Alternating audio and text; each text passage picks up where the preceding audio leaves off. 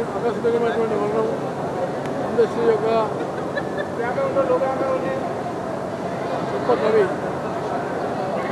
అందశ్రీ సామాన్యమైనటువంటి దళిత పేద కుటుంబంలో జన్మించిన ఎక్కువగా చదువు లేకపోయినా గొప్ప ప్రాకృతికమైనటువంటి కవిగా అలాగే ఆయన రచించినటువంటి పాటలు ఏవైతే ఉన్నాయో ప్రజానీకాన్ని పూర్తిగా కదిలించే విధంగా ఉన్నటువంటి పాటలు. ఒకవైపు ప్రకృతి మీద నదుల మీద అన్నిటికన్నా చాలా ముఖ్యమైనది జయ జయ తెలంగాణ జననీ జన కేంద్రం అనేటువంటి పాట రూపశిల్పి అందశ్రీ గారు. అందశ్రీ గారు ఆయన చాలా ఆవేదన ఆందోళనతో రాసినటువంటి పాట.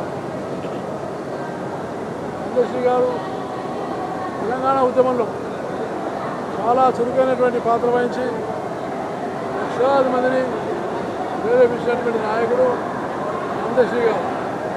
అలాగే అందశ్రీ గారు నేను అలయబలయ కార్యక్రమానికి ఆహ్వానించినప్పుడు ఆయన వచ్చి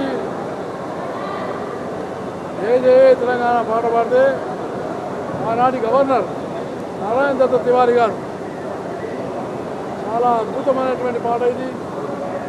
నాకు స్వాతంత్ర సమరయోధుల్లో ఉన్నటువంటి ఒక నా దేశ జీవితం ముందుకు వస్తుంది కాబట్టి తెలంగాణ సంస్కృతి ఇంత గొప్పదా, తెలంగాణ సంస్కృతి ఇంత ప్రాముఖ్యత ఉందా అనేటువంటిది నాకు అవగాహన లేదు అని ఒక ఈ పాట ద్వారానే నాకు తెలంగాణ ఏమిటనేది అర్థమైందని ఆనాటి గవర్నర్ నారాయణ దత్ తివారీ గారు అలయబలయ కార్యక్రమంలో చెప్పారు.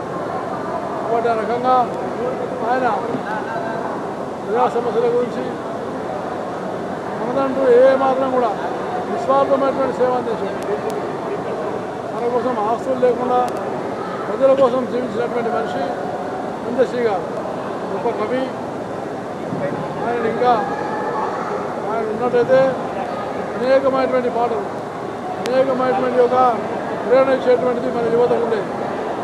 ఆయన మరణం పట్ల తెలంగాణ ఒక గొప్ప రచయితను కవిని గొప్ప జ్ఞానిని తెలంగాణ ఉద్యమకారుని కోల్పోయిందని నేను మనసారా భావిస్తూ వారు మన ఆత్మకు శాంతి కలగాలని అలాగే ఆయనకు ప్రభుత్వం కూడా అన్ని రకాలుగా లాంఛనాప్రాయంగా కార్యక్రమాలు చేయాలని దాంతోపాటు ముఖ్యంగా అందశ్రీ గారికి నిజమైన నివారంటే తెలంగాణ ఆయన స్వప్నమవుతుందో ఆ తెలంగాణ స్వప్నము అలాగే ప్రకృతిని నదులను చెట్లను కాపాడేటువంటి ఒక విధానాన్ని అందరం కూడా అలవర్చుకొని ఆయన నిజమైన నివాళులు అర్పించాలని నేను ఆయన ప్రగాఢ సంతాపాన్ని తెలియజేస్తున్నాను.